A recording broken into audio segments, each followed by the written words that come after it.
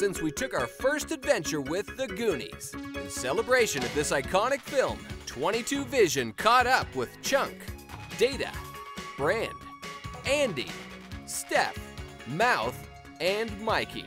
But before we get started, first you gotta do the truffle shuffle. Come on, do it! The role of Chunk was played by 10-year-old Jeff Cohen. The cherubic youngster with the big smile beat out hundreds of other kids to land the role of the energetic Goonie with the big appetite. You're even hungrier than I am. Jeff has since put down the Baby Ruths and Rocky Road and is in killer shape today. The Cal Berkeley and UCLA Law School graduate is now a successful entertainment attorney in Los Angeles. Captain Chunk! Captain, Esquire, and also author. Jeff's book, The Dealmaker's 10 Commandments, hits shelves this summer.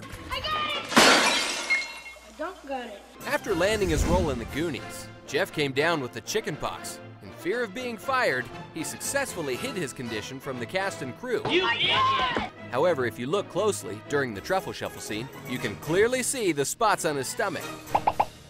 You mean booby traps? That's what I said, booby traps! Quiet, shh. Part James Bond, part Inspector Gadget. Jonathan Key Kwan's Data and his wild inventions helped the Goonies escape from the evil Fratellis. No stranger to adventure, Kwan was also known to audiences for playing Short Round in Indiana Jones and the Temple of Doom. Okie dokie, Dr. Jones, hold on to your potatoes.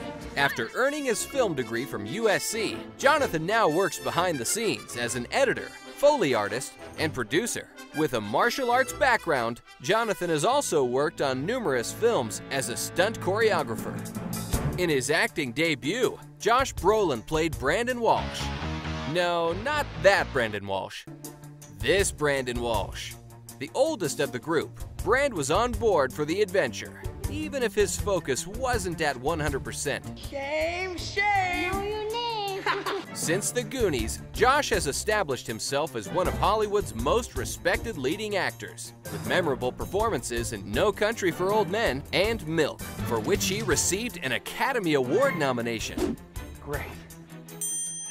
Does Bram wear braces? Andy and Steph, our two female Goonies, were played by Carrie Green and Martha Plimpton. The piano-playing, love-struck cheerleader and her snarky best friend were both unknowingly dragged into the epic treasure hunt. Your stuff just sent down the bucket. Post-Goonies, Carrie Green continued to act, starring in the John Candy film Summer Rental, and alongside Corey Haim and Charlie Sheen in the high school flick Lucas. After graduating from Vassar College, Carrie shifted her focus to her true passion, art.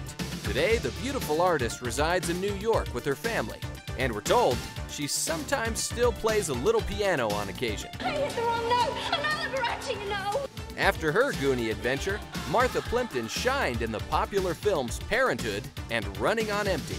Today, the talented actress continues to perform in film, television, and on stage. Most recently, Martha earned acclaim for her portrayal of Virginia Chase on the successful Fox show, Raising Hope. About a fettuccine in 1981. Mouth was played by veteran child star Corey Feldman. A true 80s icon, Corey starred in a number of classic films like Stand By Me, Gremlins, The Lost Boys, and License to Drive.